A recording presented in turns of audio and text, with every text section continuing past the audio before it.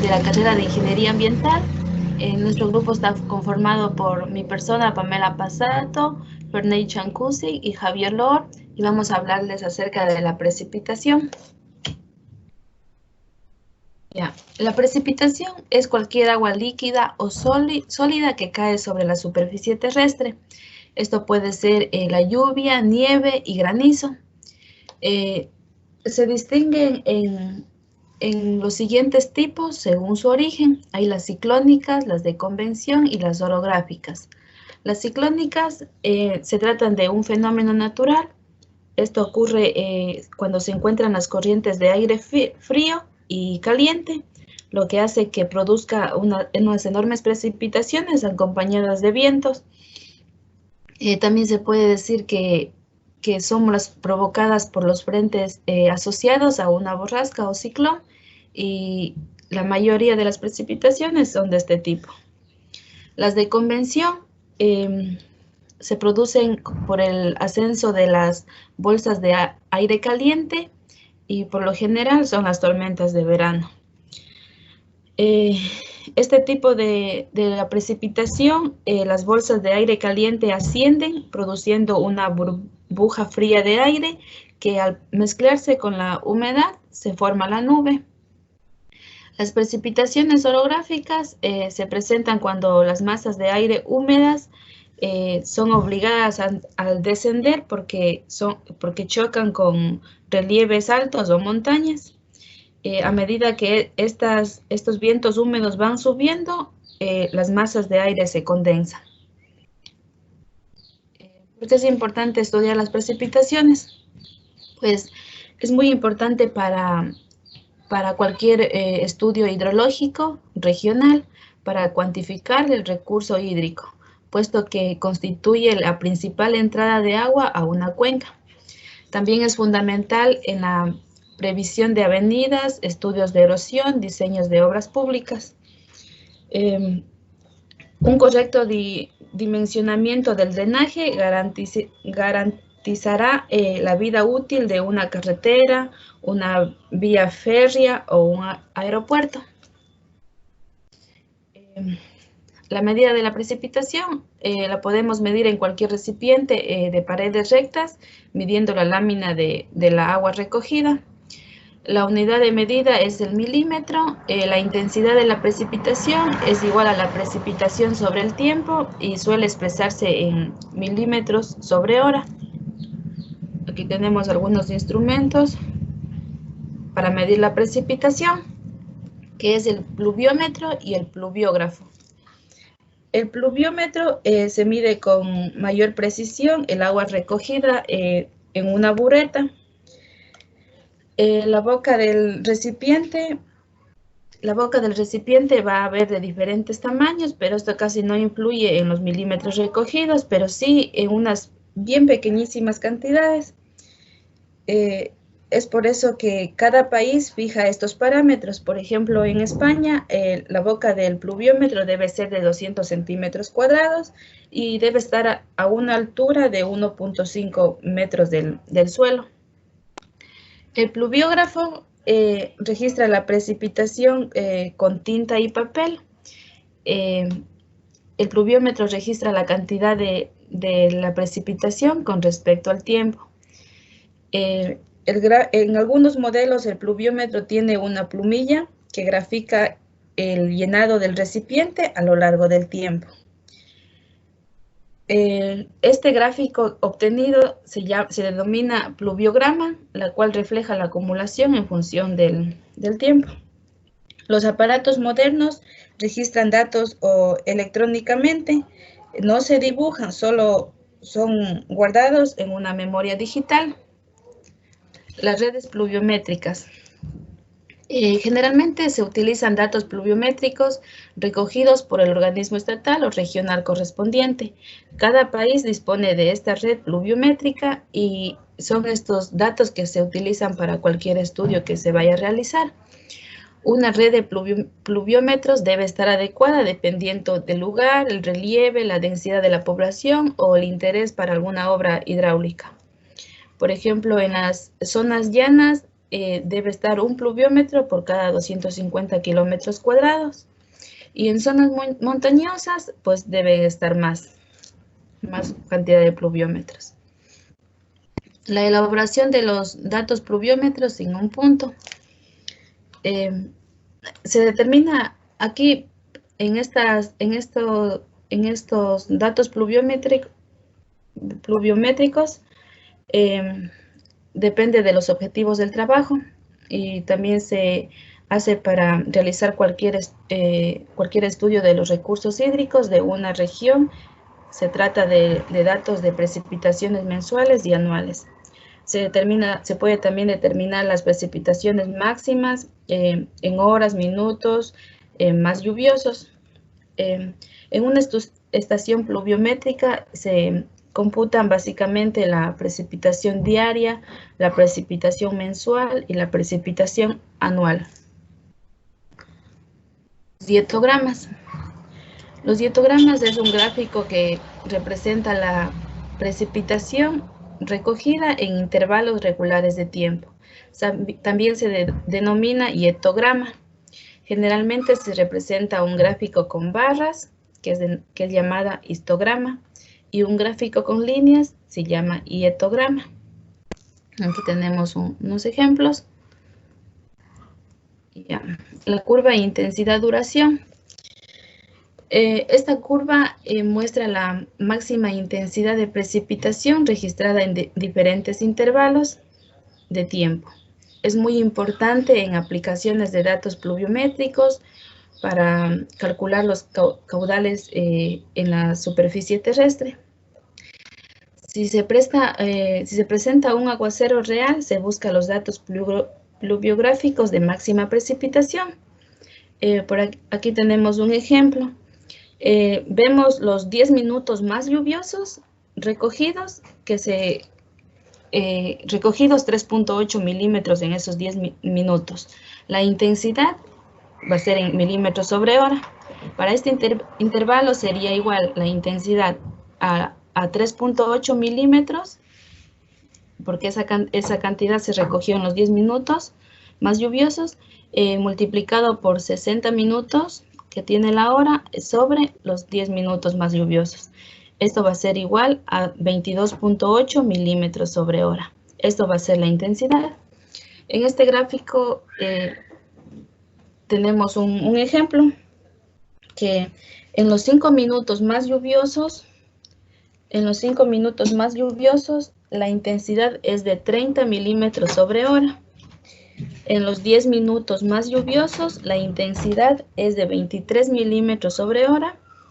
Y aquí eran los 10 minutos más lluviosos, la intensidad era de 23 milímetros sobre hora. Y acá en los 30 minutos más lluviosos, la intensidad corresponde a 12 milímetros sobre hora.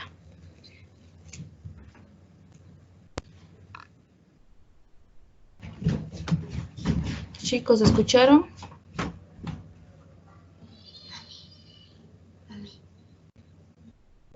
Yo les voy a hablar acerca de las curvas de intensidad y duración.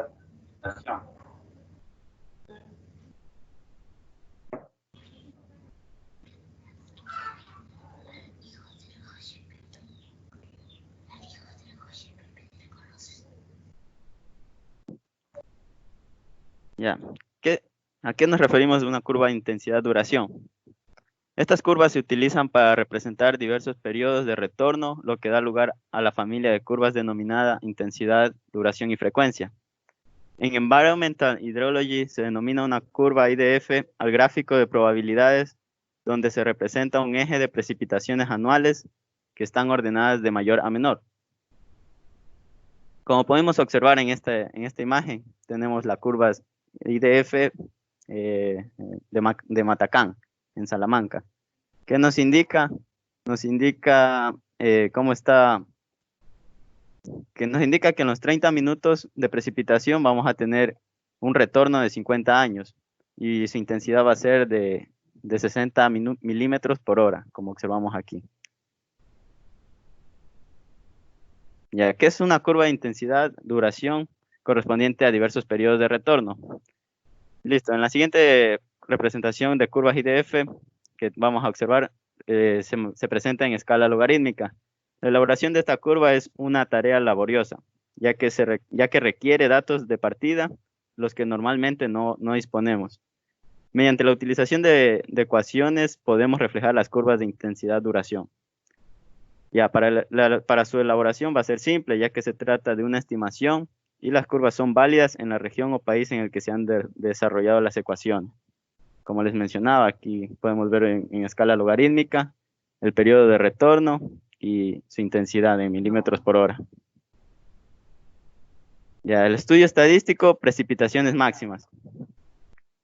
Cuando disponemos de series pluviométricas largas, que por lo general son de 20 años, podemos calcular las probabilidades que existen de las precipitaciones del próximo año, ya que si superan a un determinado valor, o por el contrario, qué precipitación máxima puede esperarse cada 10 a 100 años. Para esto se realizan los cálculos estadísticos. Al hablar de una aproximación estadística, también podemos hablar de la precipitación máxima probable, que se refiere a la PMP. ¿Qué son estos? ¿Qué nos referimos a los órdenes de magnitud? Esto hace referencia a escala mundial, ya que en el mundo encontramos precipitaciones que van desde los 20 a 30 milímetros por año, hasta valores superiores que alcanzan los 5.000 milímetros por año. Ya, en la figura, como podemos ver adjuntadas, se representan las precipitaciones máximas registradas. Aquí podemos ver una diferencia entre las precipitaciones que se dan de todo el mundo con referencia a las precipitaciones de España, cómo van variando. Ya, en cuanto a las intensidades, una lluvia ligera, podemos decir que oscila entre 0,25 a 1 milímetro por hora, mientras que una lluvia intensa o torrencial sobrepasa los 200 milímetros por hora. Aquellas precipitaciones que son causantes de avenidas catastróficas, estas son excepcionalmente intensas, ya que superan los 200 milímetros en una hora. ¿Cómo hacemos la elaboración de los datos de una zona o cálculo de la precipitación media? Normalmente se trabaja en una cuenca hidrográfica, en donde se debe realizar el cálculo de la precipitación media y caída sobre la cuenca. Además, la distribución espacial del fenómeno y su variación en relación con alguna variable física de la cuenca. Una vez que ya se obtiene este cálculo de la precipitación media, podemos obtener el volumen de agua caído multiplicando por la superficie total de la cuenca. ¿A qué nos referimos con la relación precipitación-altitud? Se representa la precipitación en función de la cota de cada estación pluviométrica. Estas precipitaciones van a ir aumentando conforme a la altitud, como podemos observar la siguiente imagen. Conforme va aumentando su precipitación, también su altura va aumentando. Hasta llegar a una determinada cota, a partir de ella se registran precipitaciones menores. Estas se aprecian en cuencas elevadas cerca de los 2.000 metros. ¿Cómo realizamos un mapa de isoyeta? Para ello debemos trazar isolíneas, el cual engloba los puntos comprendidos en los intervalos elegidos. Además, el valor de las isolíneas van a depender del periodo considerado y de la extensión de la zona de estudio. Por ejemplo, si tenemos un mapa de isoyeta anual, se lo puede representar de 100 en 100 milímetros, pero si se trata de un área en el cual no tiene muchas variaciones en la pluviometría, el intervalo debe ser menor. Ya. También al trazar las isolíneas, si tenemos una zona a la cual no disponemos de muchos puntos, las curvas del nivel de mapa nos sirven para para considerar la relación entre presión y la altitud. Además, podemos confeccionar un mapa de isoyeta el cual nos permita determinar para un día. Esto se hace con el fin de realizar un estudio de algún aguacero determinado. En tal caso, la equidistancia entre las isoyetas sería menor, como vemos aquí, la equidistancia de isoyeta. Ya, ahora, ¿cómo calculamos esta precipitación media? La precipitación media se calcula mediante la fórmula que observamos aquí, donde nos dice que la superficie 1 por la precipitación prima 1 más la superficie 2 por la precipitación 1 más la precipitación 2 sobre 2 más la superficie 3 y así sucesivamente, todo esto dividido para la superficie total.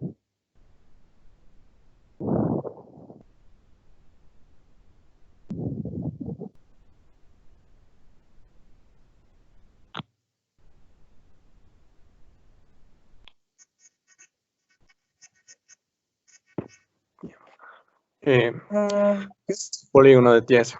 Primeramente, sabemos que el polígono de Thiese es una de las medidas que nos permite interpolar los datos y hallar nuestra área en la cuenca por polígonos.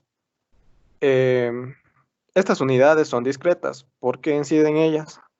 Porque al trazar nuestra cuenca, estamos hallando cada área de nuestra cuenca mediante los polígonos. Los polígonos sabemos que tienen que ser trazados por las estaciones que se encuentran cerca de la cuenca, como por ejemplo tenemos aquí una estación por aquí, otra estación por aquí, otra estación por aquí, trazamos eso.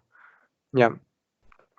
Cada estación pluviométrica que se rodea del polígono, y se supone que todo polígono tiene un centro, donde sus centros van a ser las directrices para dibujar nuestra cuenca.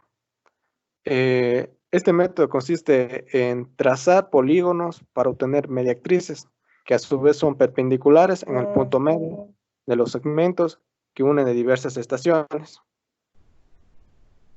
Ya. Cuando ya acabamos de trazar y encontrar nuestras áreas, tenemos que aplicar una fórmula para hallar nuestra precipitación media. Como por ejemplo vemos aquí, tenemos que la precipitación media va a ser igual al área por el punto 1 de cada estación y dividido para el área total que se encuentra al final. En esta fórmula sabemos que el numerador corresponde al volumen de agua de precipitación que hubo en la cuenca. Ya. La homogeneización de las series pluviométricas está en fase, como por ejemplo la fase de trabajo, que es la previa elaboración de isoyetas o cálculos de precipitación. Quiere decir que es una homogeneización de las series pluviométricas. Para seguir esto tenemos que llegar a unos 3 pasos. Que el primer paso sería, se eligen los intervalos de años para que las mayorías de estaciones dispongan unas series completas. Y las estaciones que no tengan datos se desprecian. 2. Si faltan datos de algunas estaciones, se puede hacer una correlación entre la estación incompleta y otra estación completa. Y el 3 sería la aplicación de la ecuación, que se estima los datos que faltan a partir de los datos de la estación, que a continuación vamos a ver la ecuación, que sería y es igual a mx más n, que nos podría hallar una relación de los puntos de 2 estaciones para completar los datos. Ahora, el cálculo de intensidad de precipitación para un intervalo cualquiera a partir de la precipitación diaria, estimación de curvas de intensidad, duración y de F. Como estaba explicando mi compañera, vamos a hablar un poco más a profundizar este tema. Para la formulación se necesita estimar la intensidad de la precipitación mediante, primero, el cálculo de la intensidad media a partir de la intensidad diaria, que sería igual a la precipitación del día dividido para las 24 horas que tiene el día. La segunda sería la obtención de la intensidad máxima para cualquier intervalo mediante la fórmula.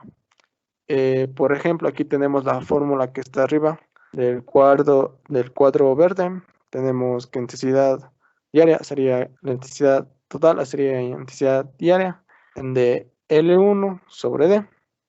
Ya, donde a continuación les voy a explicar que cada letra simboliza esto. T sería el periodo de tiempos en horas para el que se quiere evaluar la intensidad, y T sería la intensidad media en el periodo de D sobre D, y la intensidad media diaria sería igual a la precipitación diaria dividido por 24 horas. Y 1 sería la intensidad media en la hora más lluviosa de ese día. La curva de intensidad sería suficiente para la aplicación de una ecuación anterior para las varias duraciones que se van a encontrar. Por ejemplo, si tenemos el dato de partida diaria, se procede a realizar un cálculo estadístico que nos permite evaluar la precipitación diaria máxima en los diversos periodos de retorno, que quiere decir periodos de 5, 10, 25 años. A partir de eso obtenemos las curvas de intensidad de duración para los diversos periodos de retorno, es decir, una familia de curvas conocidas como intensidad, duración y frecuencia. Ya. Aquí tenemos un ejemplo. Veamos. Estos datos se obtienen buscando para cada año hidrológico, como por ejemplo tenemos el año de 1980 al 81, de 1981 a 82, de 1982 a 83, de 1983 a 1984, que serían las precipitaciones máximas en mililitros recogidas en los intervalos indicados. Ya. Ahora vamos a calcular.